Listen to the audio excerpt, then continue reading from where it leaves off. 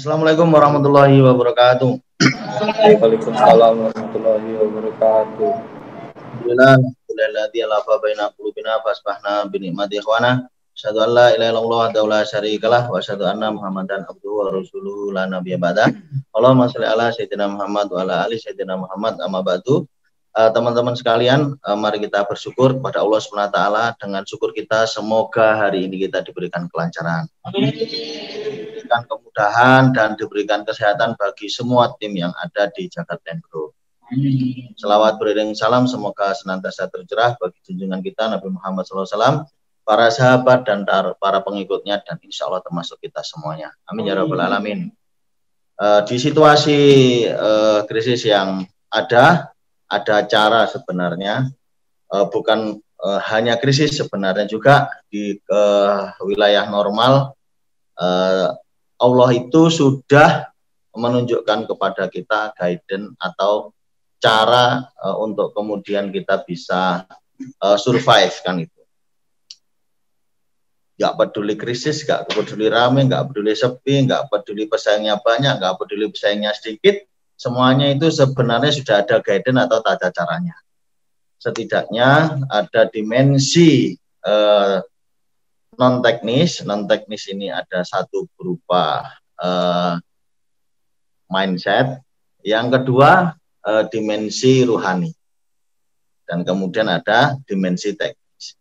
Nah, pada kesempatan kali ini karena saya juga barusan dapat insight apa yang harus kita lakukan ketika hari ini kita menjalankan bisnis itu. Dalam konteks ruhani, Al-Baqarah ayat 121 menyebutkan salah satu dimensi ruhani yang perlu kita lakukan. Sakjane ada atau tidak ada krisis, ini caranya. Oleh karena itu kelihatannya saya berpikir bagaimana kalau ini menjadi KPI. Jadi KPI untuk mencapai pengaturan usaha ini lebih maju. Kira-kira teman-teman percaya nggak atas Allah itu sebenarnya punya cara atau jalan untuk kita semuanya naik gitu. Saya nggak Mas Wawir? Pak Wirji? Apa itu Pak Wirji? Nggak tahu. Dimensi itu adalah salah satunya Al-Baqarah 121. Al-Baqarah 121 membicarakan bagaimana kemudian kita ini lebih banyak membaca Al-Quran. Saya lakukan. Al-Baqarah 121. Alladzina atainahumul kitaba yatlunahu haqqa tilawati. Orang-orang yang telah kami beri kitab, kira-kira yang diberi kitab ini yang dimaksud adalah orang muslim, orang yang beriman, orang Islam. Dan kita termasuk golongan itu. Kecuali ada yang di sini, yang di luar ahlul kitab. Siapa? Mas Arif? Ada? Enggak. Nah, kalau enggak ada, berarti kita termasuk di dalamnya. Kemudian mereka membaca sebagaimana mestinya. Jadi membacanya itu sungguh-sungguh, tenanan.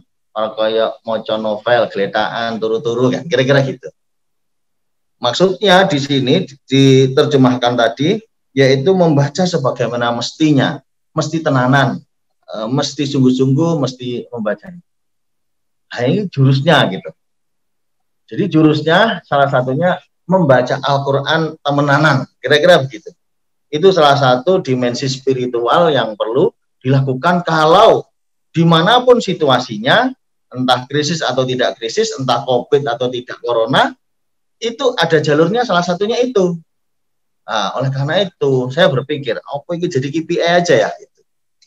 Jadi key performance indikator keberhasilan sebuah perusahaan atau sebuah orang atau yang ada di dalamnya, yaitu membaca Quran semestinya. Jadi kerja itu setengah jam membaca Quran. Di jam 8:30 sampai jam 9 membaca Quran. Karena itu KPI-nya, saya sempat berpikir seperti itu. Yang kedua, mendirikan sholat.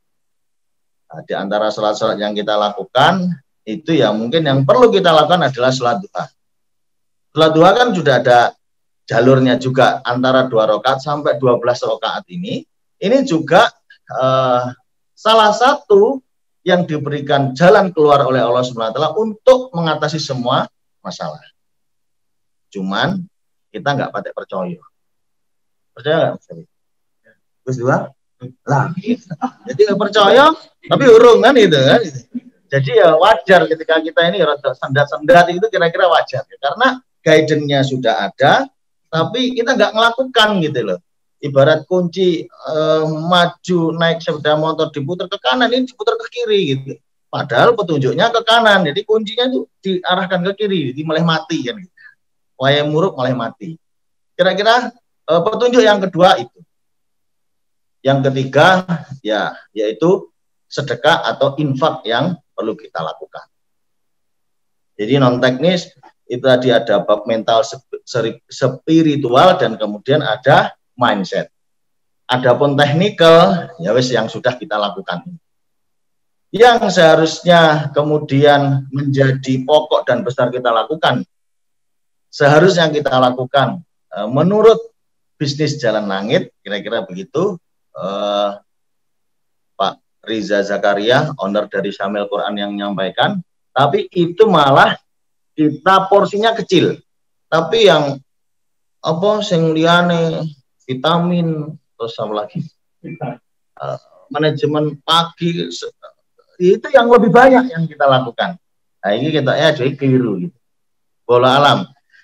Enaknya piye gitu, saya juga masih berpikir apakah enaknya kita ngono ya gitu.